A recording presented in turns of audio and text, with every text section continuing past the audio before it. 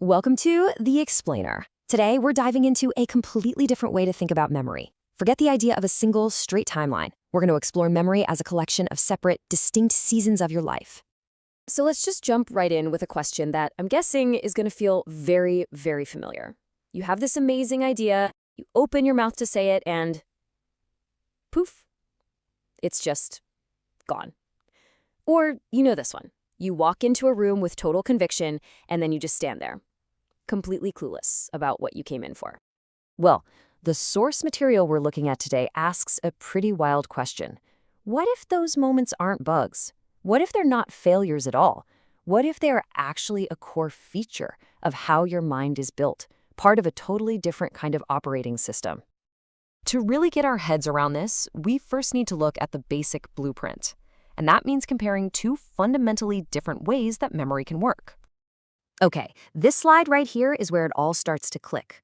On one side, you've got narrative memory. This is how most of us think our memory works, right? Like a movie of our life, playing out chronologically. But on the other side is procedural memory. And this model suggests that your mind doesn't really care about the timeline. It only cares about one thing: what is true and what is useful for the specific season you're in right now. So, this brings us to the key concept: state-based memory. Instead of filing memories by the date on a calendar, this system groups them by context. Think of it less like a library organized by year and more like a workshop full of project boxes. Each box has everything you need for that one project, and it's completely sealed off from all the others. And here it is. This is the central argument from our source. It's a huge statement, but it's the key that unlocks this whole way of thinking. It's basically saying most of us have been trying to use the wrong user manual for our own brains. Okay, so if our memory is all about these seasons, the next obvious question is, what exactly makes a season a season? What defines it?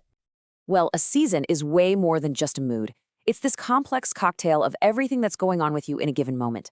It's who you feel you are, your emotional weather, your physical energy, even the sights and sounds around you. All these things mix together to create a totally unique mental state. And this quote just nails the experience, doesn't it? When you're in one of these states, whether it's a late-night deep work season or a chilled-out weekend season, it feels like everything. It feels like the only reality there is. So, what happens when we shift from one of these seasons to another? Because this transition, this is where you can really see the mechanics of it all.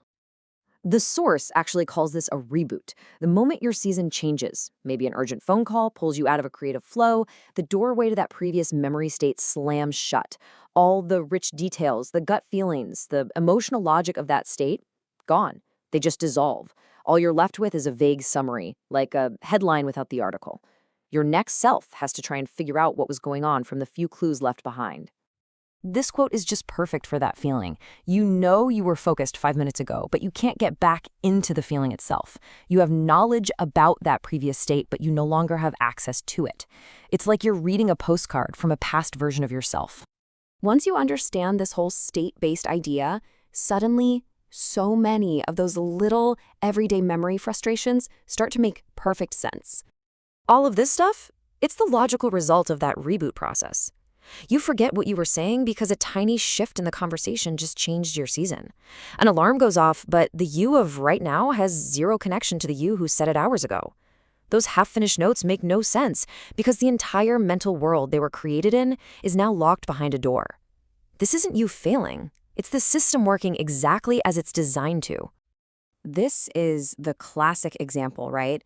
That amazing, life-changing idea you had in the very specific season of 3 a.m., half asleep creative genius.